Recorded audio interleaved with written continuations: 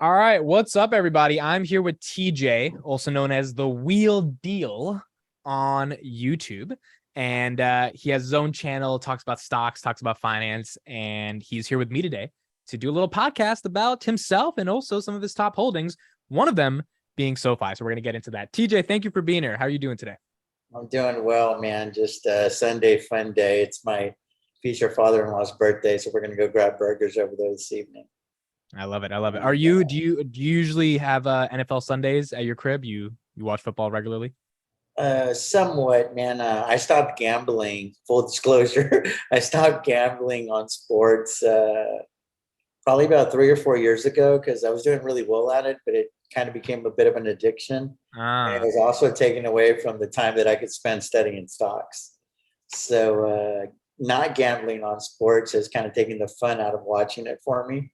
right. So unless it's like my Dallas Cowboys, the Yankees, my Longhorns, the Lakers, I don't have to watch the games. Uh, I didn't know you used to gamble on sports. Did you ever make like some serious money yeah, I gambling? used to live in Vegas. I played poker professionally for a while, and I gambled way too much, and I did really well. I actually wrote a memo called "Double Down plus the Vig." So if I did $100 sports bet and I lost, I would bet 200, but I would add the 10% for the Vig until eventually I would win my initial $100 bet and I would start all over again. And mathematically, as long as you had the stones, you were not going to lose. Right. And normally I never lost more than 4 bets in a row. So the bet didn't get too crazy to win my initial $100. And as I grew my bankroll, I was like, well, I could do that with 200. And then Right. I tried doing it with 500 and I got real scared because when you lose 4 or 5 bets in a row, holy shit, Few it thousand adds up bucks. very Yeah. quickly. How long were you playing professional poker? About 2 years in Vegas, and I've been playing poker since Chris Moneymaker won. He got me into it. That was, I don't know, probably 15 years ago now. What defines it as professional? It's just when you're doing it for a living and you're Okay. able to make a living at it. That's how So I hold on. define That must have been real for those 2 years. You got to wake it. up every day, go to a casino, Yeah. drink for like 10 hours and play, and then go do Well, it again the next. I don't drink, but I hear you. I lived at the MGM Signature most of the time that I was in Vegas. So I literally would just walk over to the MGM, and they had a 50 cent $1 game, and I could average about $300 or $400 a day playing that little game. Wow. So it's like an episode of Rounders, bro. Just taking money off the tourists and just wait for 3 or 4 premium hands a session and make my money. And I had the discipline to cash out. And I take that same discipline investing in stocks. That's why I trade the wheel. Everybody asks me, why the wheel? Why the wheel? I was like, because I get to decide on the front end how much I want to make on the trade. Can you define what that means, trading the wheel? So trading the wheel in its most basic form is you sell puts and calls for a living. So you pick a stock that you want to own and you get to decide on the entry point on your strike price. And then you put up the money up front on a cash secured put. They're going to pay you a premium on the front end. And obviously, the stock has to meet your parameters. You got to be wanting to be invested in the stock first and foremost. For me, it's a minimum of 3 to 5 years.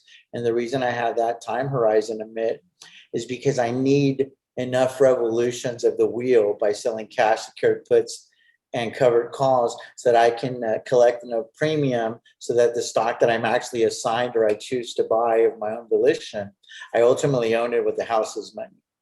Right. And so I only wheel stocks that I truly want to own. If you go on the Reddits, you go on the options wheels on Facebook and stuff, you're going to see so many people on binds. And they're like, what do I do? Oh my God, the stock went to my strike price. I'm like, dude, you should be rejoicing. Yeah. The goal was accomplished. You got paid to buy the stock at a discount. And you And if reduce your that cost doesn't basis. excite you, you already know everything you need to know about how you feel about that stock. You shouldn't be wheeling Exactly. Exactly. it. And it to me, it. I've been buy, holding, and hoping since I was 19 years old. I'm 47 now. Very first stock I ever bought was into it. INTU ticker. Sold it a few years ago for a pretty awesome profit. Wish I'd have kept it, man. This thing just keeps going on and on. You Right? held it for what? A decade, 2 decades almost? Yeah, I bought the stock in 1998 and I got out of it in 2017. What did you buy it on? What brokerage did you use? Did you have the same one for the past 20 years? Yeah, it was Merrill. It was a Okay. Merrill broker in San Antonio, Texas. They had to walk into a brick and mortar, bro. I took my $2,000 check. They're like, no, we need a cashier's check. Dude, it was super old school, right? I was a kid. I Right. was not even 20 years old probably. And I walked in there and they're like, we got to give us to start the account, you got to have a minimum of $2,000. And then, you can invest into a fund. And I was like, no, no, no. I want a high tech play. What? Because I just already knew that tech was where the world was going. And he Right. was like, well, I like this company called Intuit. A lot of people aren't really into it yet. He was kind of making it fun. He was like, but I'm telling you, it's going to be something really big. And I was like, well, I just want to put all my money in that and let it ride. Right. So I actually took Pell Grant money, bro, and that was my very first trade. Wow. I took Pell Grant money from the University of Texas and said, I don't know that I'll ever make any money from going to college, but if I take this little money and put it here, we'll see what happens.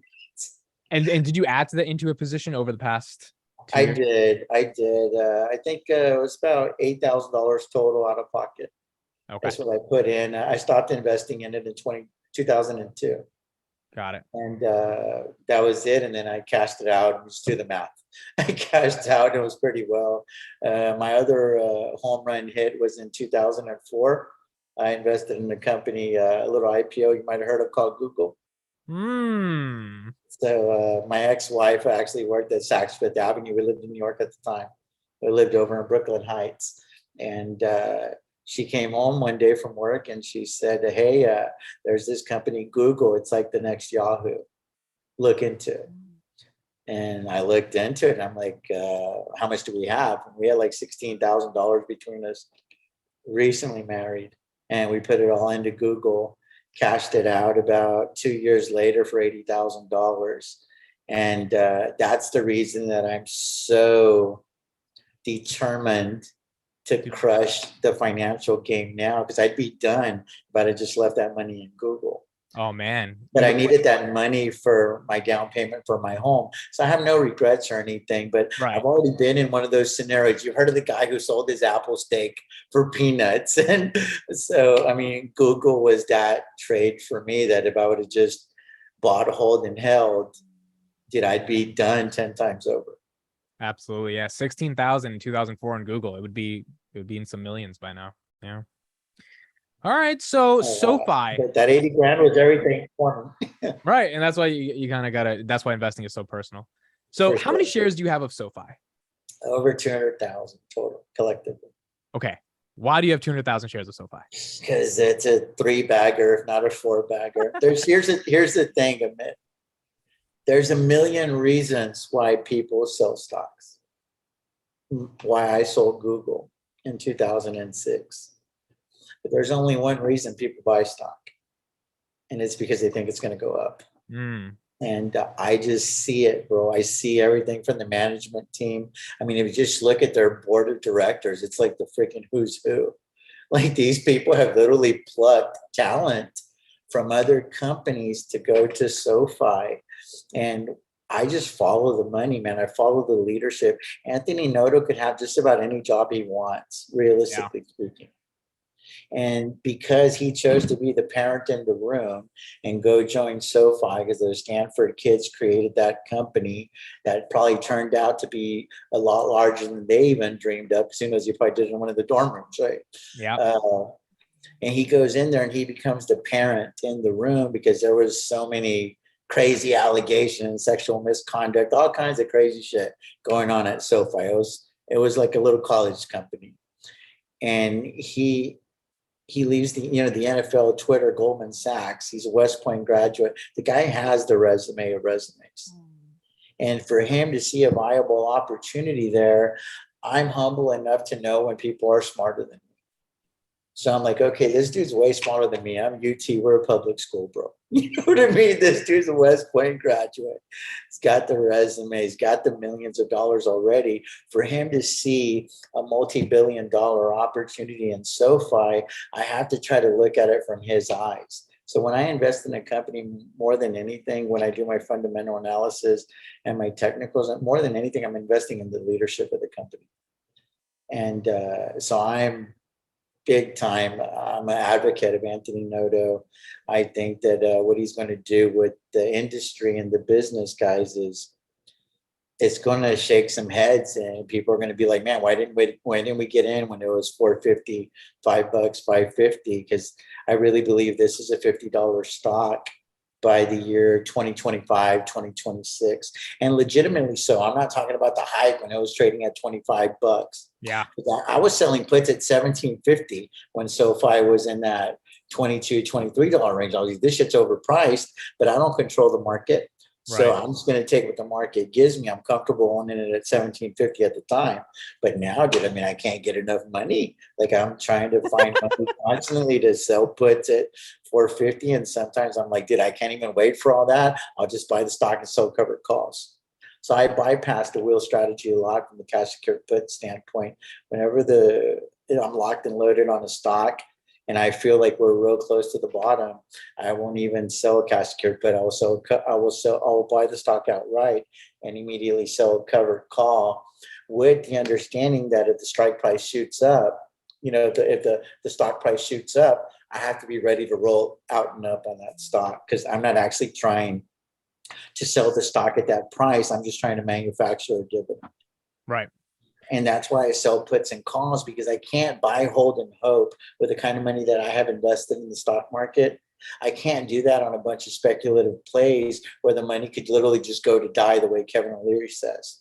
Right. It has to pay me something to put my money there.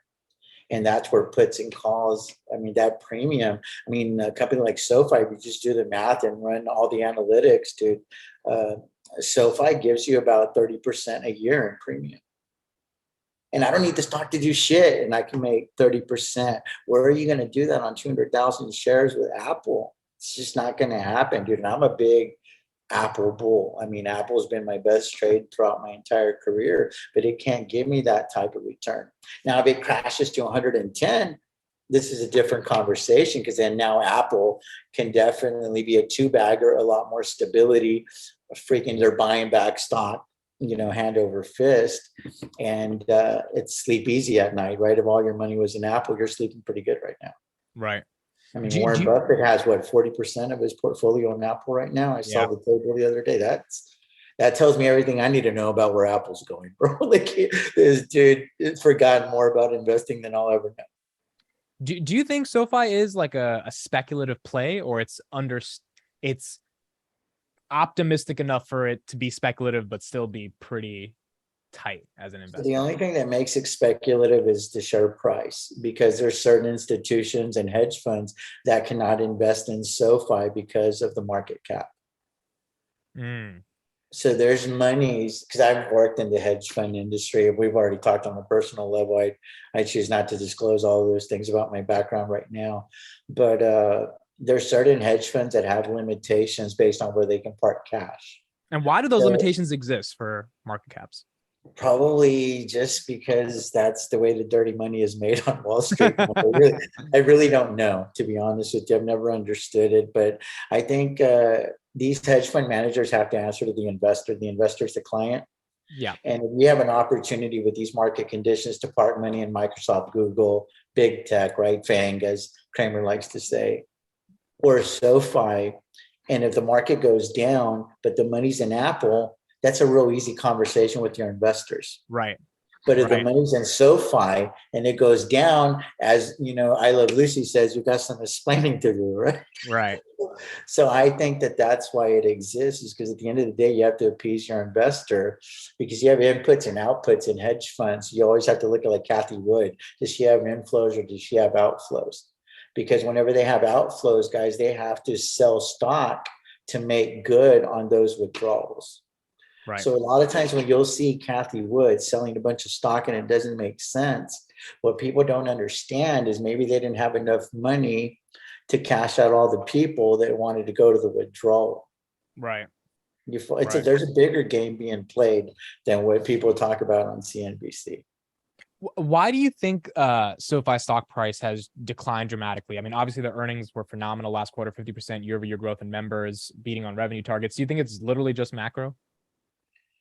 I think it's a little more than that. I mean, I'm not a conspiracy theorist. I saw some of your podcasts with You saw that little thing we put up there? with the three little nerds, and there's this Tanner guy, just freaking geeky as all hell, bro. Honestly, it was Dude, so funny. super smart. We made the thumbnail, right? And all of them were like, damn, we're some ugly guys. And I'm like, honestly, at 10 p.m. on a Friday, we're not going out with any girls. We're doing a SoFi podcast. We're the ugliest on the planet. That's what You guys will be multimillionaires in 10 years. So nope. that's what I recognize because I've been in the game that long. And if all of these tools had been available to me, and if I had the mind that you guys are blessed with, I mean, that Tanner, he looked wicked smart. This other Riley dude's not a slouch. And I'm not familiar with the other kid that was on there. So for them to be investing at this young age, I mean, you guys could be writing books, you guys could be doing seminars. In 5 or 10 years, you'll be the who's who of Wall Street because you guys got started at such a young age and had all of these platforms to disseminate a bunch of information, I mean, dude, the game has changed. I mean, so much. I have a lot of experience in the investing game, but I'm on YouTube. I just started a TikTok channel, as you know, and the reason is because that's where all the information is. Investing is an information game, and you have to go where the information is. This isn't like when I lived in when I lived in Brooklyn Heights, and all I had to do was go hang out for 2 hours at Times Square at the ESPN zone, and everybody's talking stocks, and I could get the plays like the Google and so on and so forth. Like everybody goes into these damn, YouTubes and stuff of the world, and that's where they talk shop now. So I want to expand on this point, but real quickly, outside of the macro, I mean, outside of even conspiracy theories, like, is there any reason you think the stock price has declined as much as it has? I do, because they're competing against legacy banks. Who puts out all these analyst ratings? Yeah. Yep. It's those guys. That's true. Morgan Stanley, Goldman, they're all the legacy banks doing. I just realized that. That makes so much sense. I mean, so Anthony Noto is kind of like taking on the NFL with like an arena football team. That's true. And if you look at like Donald Trump, pretty awesome business acumen.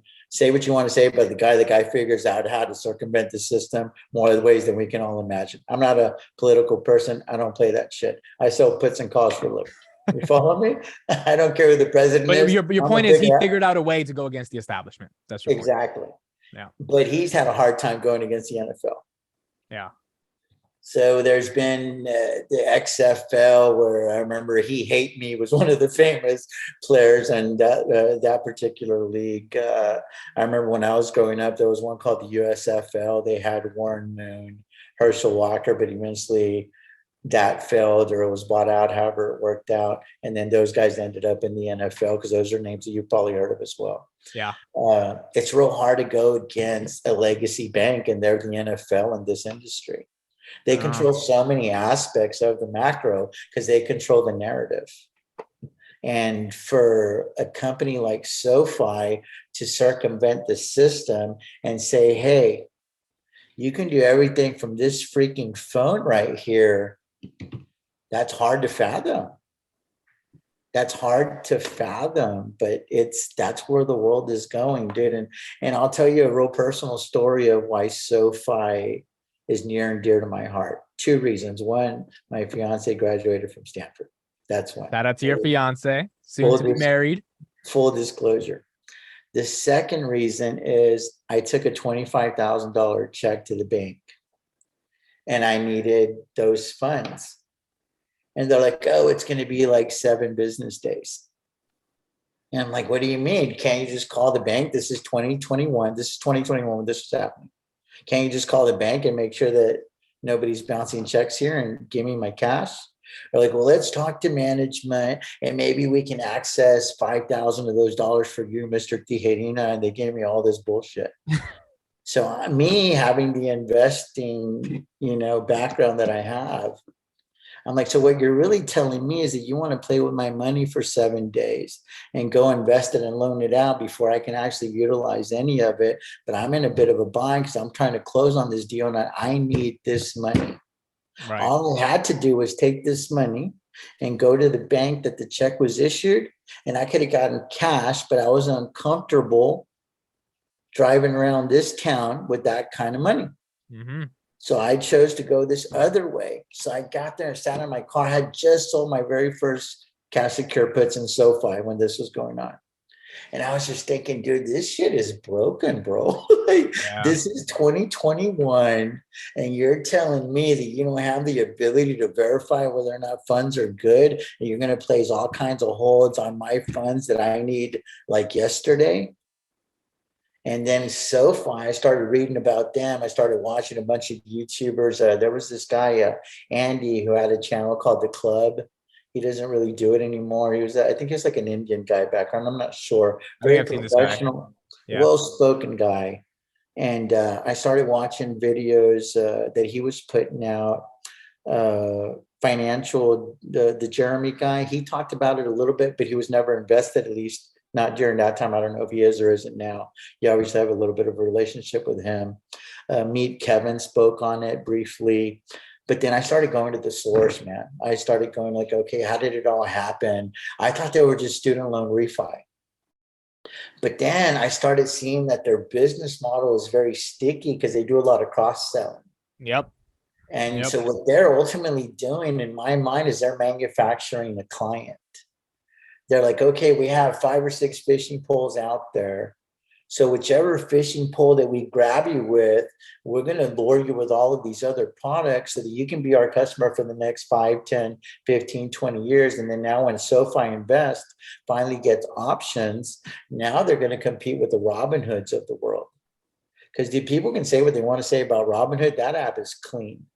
It is user freaking friendly. It's a beautiful app.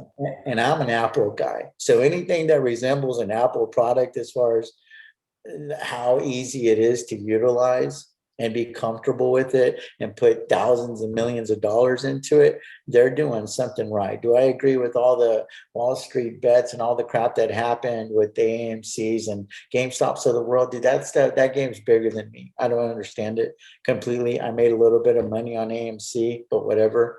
But I don't take any of that shit personally, Amit. I'm just here to make money. It's easy. It's easy I'm just here to make money. So with SoFi, you had a very personal experience that led you to invest in the company. It really did. And then I just saw I saw the big potential from a macro perspective. You know, I was like, okay, the world is changing. Everybody lives on their freaking phone, Facebook, you know, YouTube, everything's found because of your phone. I mean, like even if I watched a lot of the YouTube videos when I first started getting into that, because I started my channel just as a journal. Yeah. Because I have so many open trades. I'm like, okay, I need to document this stuff because I need to know where my head was when I first wrote these covered calls or these cash puts, because inevitably stocks will go against you, especially in this market. Right. And I have to be able to go back and reflect. That way my emotions are always in check. So my channel is very unique from that perspective, is I don't have to come up with information, or I don't have to come up with what am I going to talk about. I'm just going to tell them what I did and what I'm doing and why I'm doing it.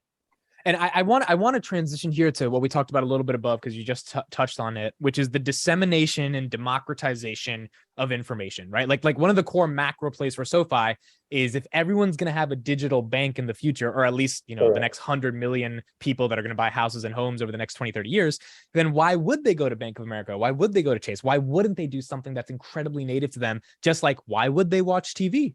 Why would they watch CNBC if on YouTube, you know, there's a cool person who they connect with on a personal level and they're communicating with?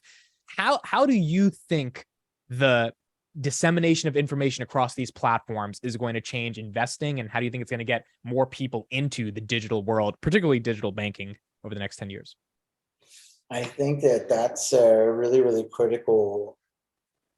It's a very intelligent point that you're making, because the world is changing, and everything is platform based. I mean, just look at Facebook, right? I read an article that there's like 3 or 4 billion people that use this shit on a daily basis. 3.4 billion. Yep. And that's like half of the people in the world, right? If not more. That's crazy. And Facebook's down 70% through the year. So that lets you know how bad this market is. You have half of the world using your shit and the market still doesn't respect you, you know? So it's but the thing is sometimes you have the company and you have the stock. Yeah. And the stock is supposed to mirror the company. But sometimes that's not the case. Have you ever seen a skinny mirror? Yep. Have you ever seen the little thing that says object in the mirrors are closer than they appear? Yep. That's what the stock market is sometimes. It's not always an accurate reflection or a representation of the facts. You have to be able to separate your emotions, and you need to put the company on one side of the paper and the stock on the other side of the paper, and that's where you find the value. I look for the biggest disconnections of like, okay, stock is here, companies here. There's a disconnect here, as in SoFi. Dude, I've done the intrinsic value analysis on SoFi 10 times over. That stock should be trading at about $8 a share, in my personal opinion. Right. And that's still very conservative. Yeah. I mean, I'm not asking for a lot. I'm not over here touting $20. And I know there's some people that they just throw these numbers out. I'm like, dude, where do you get there? They have a lot of debt. There's still the stocks like this. Man, have you ever seen the Everything Money channel? Yep. Okay, so Paul, cool dude, real smart guy, right? He does this analogy about a high school star football player or a baseball player. He's going to do real well, but you're not going to go give him that $100 million contract right away. He needs to prove his worth, work out that little rookie deal, outplay the rookie deal, and then you can go after the freaking the Judge money that he's going to get next year, right? But look at how Aaron Judge did it. He was like, hey, I'm going to go break this freaking record next year. If you don't pay me, somebody else will. This dude's going to get probably a $500 million contract. Right. So Judge is bigger than like a SoFi now because he already proved it.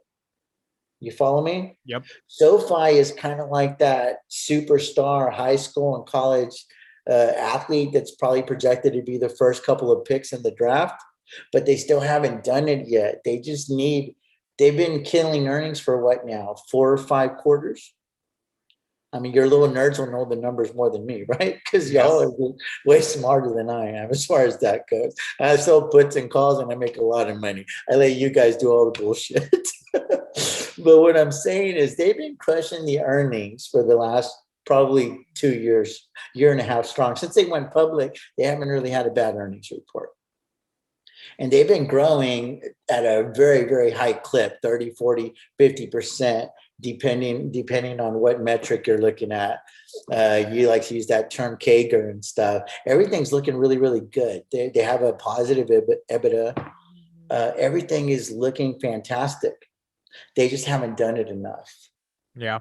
And at the end of the day, you have to not only generate revenue, you have to generate a profit. So I think at some point the expenses will stable off, but the growth will continue. And that's when they hit what I call an inflection point. And that's when SoFi can legitimately be worth $10, $15, $20, $25 a share, as long as the dilution also stays reasonable. Because there's a lot of parallels with Palantir and SoFi. It's like, dude, what can we do? Can we take on all this debt? Or can we just do share-based compensation and get real creative? Because it looks bad on paper, but it really isn't. It's really not, yeah. $4 billion from revenue down the road, will it even matter? I mean, these guys have a 10-year vision. A lot of investors have a here and now vision. They look at their portfolio and they're like, shit, it's bleeding red. This sucks. Life sucks. Anthony Noto sucks, etc. Dude, Anthony's playing chess, bro. A lot of investors are playing checkers. And I think you kind of answered that. Like, if you are in a platform and you have this centralized ecosystem, whether it's for content or whether it's for banking and financial services, there's a really, really broad opportunity there to be something special. Let me ask you a question about retail investors. One other thing that I want to add real quick, not to interject. One of the main reasons that I'm real big on SoFi is the quality of their customer. It's not spoken on enough. Yeah. Dude, I'm pretty legit financially. You are, because I've seen some screenshots, so you are. I barely qualify for some of these loans, bro. I'm just saying, like they want the who's who. Like they don't want to give people money that need it. They want to give people money that just want it as leverage. Like they're getting people with 740, 50, 60 FICO scores that are making mid six figures. Dude, that customer is not very likely to default. Yes. And Yes. you look at, like, I still have it in my wallet, bro. I still have it in my wallet. It's my freaking Capital One card from college. They gave it to me just for getting a t-shirt. And they'll give those cards out to anyone. I got that Yep. card in 1996, I think. Yep. So it's just the default rate though on those is probably very high. And SoFi was like, I'm going to go after a very high quality customer, because not only can we refinance their student loans, eventually we can get them a car loan, we can get them a home loan, we can take care of all of their banking needs, and it's a one-stop shop. It's kind of like what Facebook is, dude. It's a Kind of like what one-stop YouTube shop. is with videos, right? Exactly, dude. If you want to learn anything, what do? You go to YouTube. Isn't YouTube like the second Largest largest search engine. Yep. because I mean, it is owned by Google last time I checked. So it's kind of crazy how they just have it wrapped up. And I think that's what SoFi will be in the banking industry, man. That's my bull case. Is there some risk? Dude, there's risk in everything. There's risk in everything. One of the risks that I think is out there that people don't talk about that much is they may not end up going to the finish line because a Bank of America could offer them billions of dollars. And at some point, Anthony Noto has to make a decision to do right by his investors. Right. So I think that they are a prime play for a takeover, because Josh Brown spoke on it on CNBC a few months ago.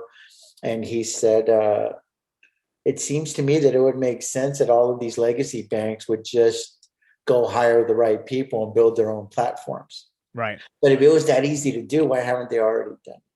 Right. You're doing the It's deal pretty with, easy to make another site for videos. you're doing the deal with Idea, and there isn't that many of those types of deals out there, because I'm assuming that they're very difficult to do. Yeah. And that's the thing. So whatever algorithms or however that stuff works for the SoFis of the world, and for them to be essentially a bank via an app, but all aspects banking, you can't just go hire a bunch of six-figure people and get it done, dude. This is stuff that took a while to do. It's why, like, you look at Spotify and Apple Music. Apple Music is one app in a multi-trillion-dollar company. Spotify is literally just music, and more people use Spotify than Apple Music because they hyper focus on music so well that they do it better than a $2 trillion company, because the $2 trillion company is focused on building phones. Music is there, but it's not the core focus like it is with Spotify. Right. How do you feel about Galileo and the AWS of Fintech kind of thing? They bought them for $1 billion last year, or 2020. Any thoughts on that? They did that. They did that about the time that they did the Technisys deal, I believe.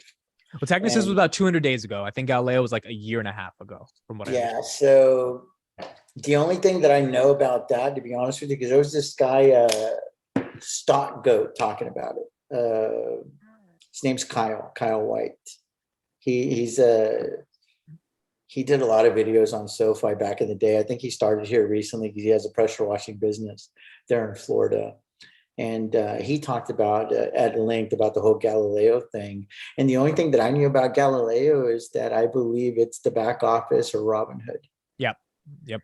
So I was like, that's all I needed to know, because the Robinhood app is so clean. Like, I'm a big fan of the Robinhood app. I have a lot of money in Robinhood, Webull. I have my Merrill Edge account. I call it Merrill. It's Merrill Lynch, but Merrill Edge is whenever you want to trade it on your own. And the fact that a competitor to SoFi is using SoFi's backend API technology says a lot. It's huge, but it tells me that there potentially could be a working relationship there. Because what if Anthony Noto could use his connections to make SoFi Invest as clean as Robinhood is? Right. because the thing is, there's enough for everybody to eat. That's where people need to understand how big the universe is, how big this world is. And people are like, oh, well, that's a direct competitor. I'm like, dude, is it really? I mean, there's 8 billion people or whatever you said earlier. And, 40% of those people aren't even old enough to have a bank account right now. Yeah. So, I mean, there's a lot of people on the come up that are potential customers. So there may not be enough platforms right now to service all of these new customers. So I don't focus too much on, like, I'm a big fan of a moat. Don't get me wrong. I'm a huge fan of a moat. But at the same time, I look at the total addressable market. Right. To me, that is the single most important metric that I utilize when making an investment decision is the total addressable market big enough so that 4 or 5 key players can get their fair share to eat. And banking, that's huge, dude. I mean, that applies to just about everyone with a social security number or an EIN or however you're doing your banking. It's crazy.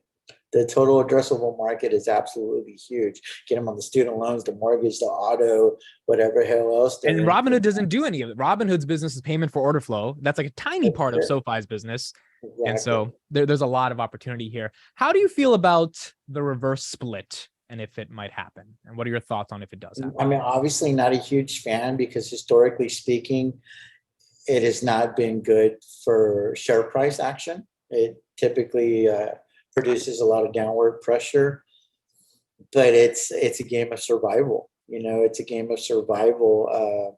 It would actually be good from the standpoint that a lot of larger hedge funds would be able to participate in investing in SoFi.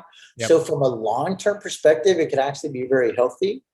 But I think that if there's a bit of a rally because of the elections and stuff, and SoFi gets to maybe $7 or $8 and holds there, we can probably get some more institutional investing at that point, and then we could organically drive up the price that way. And if I think that we can get to within the next 6 months north of $10, I think that the reverse split is off the table, in my opinion. Right. And we'll be fine, but either way, I think it's going to be fine, quite frankly. But if there is a reverse split, I do expect that the portfolio, that aspect of the portfolio will probably take another 20% hit immediately. I imagine, yeah. Probably. But I have to be okay with that, and I am. But I have mentioned to you that I am looking to transition half of that investment over to Palantir because I feel like I'm really underweight Palantir. And I just have to look at which one is closer to an inflection point. Right. So I actually, I think that SoFi might have a larger upside than Palantir. But I think Palantir could actually get to a higher share price faster. Than SoFi, right. Because what did they have? $800 million of government contracts a month ago or whatever it was I saw on your channel. Yeah. Palantir's got a lot of things going on too, bro. I'm so excited about both of those companies. And I just wanted to thank you for your channel because it's like a one-stop shop for me to do a lot of my due diligence. And I count on you guys a lot, man. And I don't want y'all to not realize that there's a lot of investors like me that have a lot of money in the market that are watching. And we rely on YouTubers like you guys because, dude, y'all go dig for information like freaking archaeologists, man. It's crazy. I love it. All right. Thank you for TJ for joining. This was awesome. A lot of people do not get the opportunity to listen to someone who has this much in SoFi, 200,000 shares. So I think a lot of people will appreciate this conversation. And thank you for taking 30 minutes out of your life and sharing some of your wisdom. For sure, man. Appreciate you guys. Awesome.